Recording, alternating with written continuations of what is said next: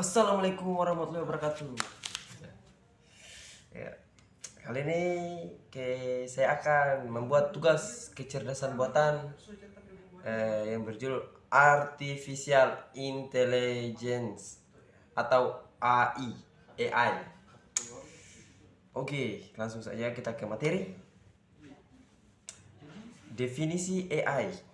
AI, kecerdasan mesin yang mampu berpikir, menimbang tindakan yang akan diambil, dan mampu mengambil keputusan seperti dilakukan oleh manusia. Rich and Knight, kecerdas kecerdasan buatan AI merupakan sebuah studi tentang bagaimana membuat komputer melakukan hal-hal yang pada saat ini dapat dilakukan lebih baik oleh manusia. Tujuan AI, Winston and Prendergast. Tujuan utama, membuat mesin menjadi lebih pintar. Tujuan ilmiah, memahami apa itu kecerdasan. Tujuan ketiga, tujuan entrepreneurial, membuat mesin menjadi lebih bermanfaat.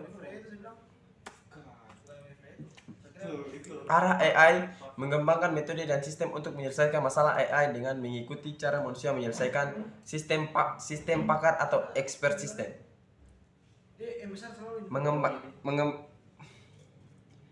Mengembangkan metode sistem untuk menyelesaikan masalah AI melalui pemodelan cara berpikirnya manusia atau cara bekerja otak manusia, neural networks.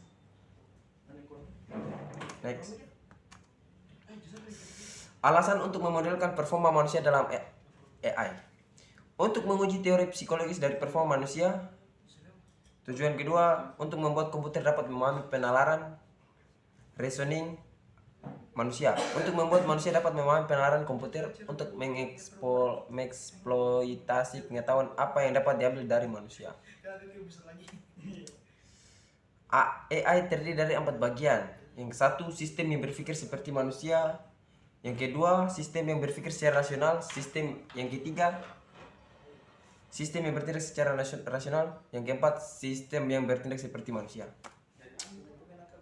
Oke, di sini kita akan membahas berpikir seperti manusia dan ya begitulah. Yang pertama tadi, diperlukan suatu cara untuk mengetahui bagaimana manusia berpikir. Kedua, diperlukan pemahaman tentang bagaimana pikiran manusia bekerja.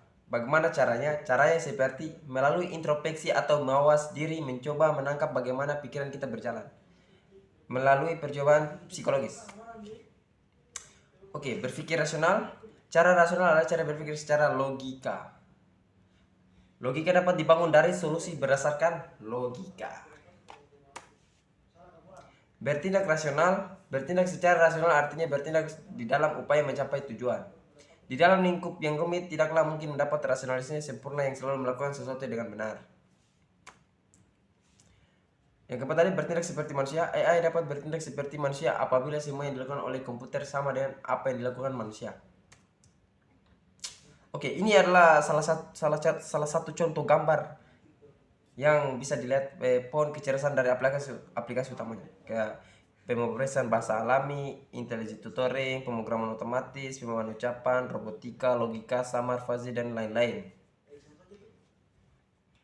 Kayak kalau untuk ini yang huruf A, B, C, D, H ini sampai P ini dia ke psikologistik, sosiologistik, linguistik, komputer science, dan seterusnya. Perbedaan antara pemrograman AI dan komputer konvensional. Kalau AI dia mengandung konsep-konsep simbolik, pengetahuan relatif mudah, pemrosesan fokus kemampuan menarik, pemeliharaan dan update. Kalau komputasi konvensional, algoritma data informasi tidak sulit. Kelebihan AI lebih bersifat permanen, lebih murah, bersifat konsisten dan teliti karena kecerdasan buatan adalah bagian dari teknologi komputer. Sedangkan kecerdasan alami senantiasa berubah-ubah. Dapat didokumentasi, keputusan yang dibuat komputer dapat didokumentasi dengan mudah dengan cara melacak setiap aktivitas dari sistem tersebut. Kecerdasan alami sangat sulit untuk direproduksi. Dapat mengerjakan beberapa tugas lebih cepat dan lebih baik dibanding manusia. Kelebihan kecerdasan alami, kreatif. Manusia memiliki kemampuan untuk menambah pengetahuan, sedangkan pada kecerdasan buatan, untuk menambah pengetahuan harus dilakukan melalui sistem yang dibangun. Memungkinkan orang untuk menggunakan pengalaman atau pembelajaran langsung, sedangkan pada kecerdasan buatan harus mendapat masukan berupa input-input simbolik. Pemikiran manusia dapat digunakan secara luas, sedangkan kecerdasan buatan sangat terbatas. Cabang ilmu dalam AI, sistem pakar expert system.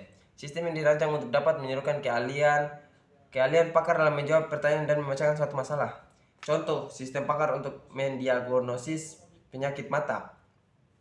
Pengolahan bahasa alami natural, language processing. Program memiliki kemampuan untuk memahami bahasa manusia, bentuk representasi dari semua pesan yang ingin dikomunikasikan antara manusia. Contoh, Google Translate. Next. Pengenalan ucapan, speech recognition. Pengembangan teknik dan sistem. Kemungkinan komputer untuk menerima masukan berupa kata yang diucapkan. Contoh, alat bantu dengar. Robotika dan sistem sensor, robotics and sensory system. Sistem robot dan sensor dapat digunakan untuk menangani kinerja manusia secara otomatis. Computer vision, bagaimana komputer dapat mengenali objek yang diamati atau diobservasi. Intelijensi komputer, interaksi komputer yang dapat digunakan sebagai tutor dapat melatih dan mengajar. Game playing, program komputer game yang di dalamnya terdapat peraturan dan permainan yang membatasi perilaku pemain dan menentukan permainannya. Next, mungkin sekian dari video saya. Kalau ada salah kata mohon dimaafkan. Wabillahi taufiq walhidayah. Wassalamualaikum warahmatullahi wabarakatuh.